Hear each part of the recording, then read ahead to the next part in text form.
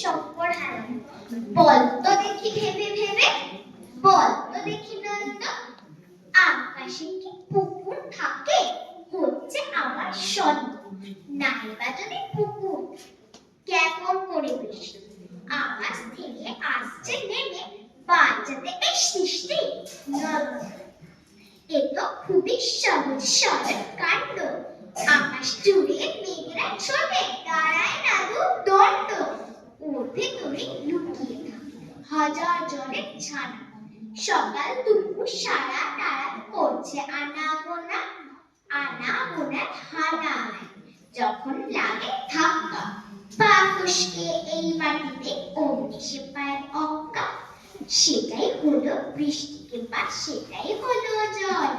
সৃষ্টি ওরাই বাঁচিয়ে রাখে সোনার শিশুদল। নমস্কার। খুব সুন্দর, অনেক ভালোবাসা। এরপর আমি দেখে নেব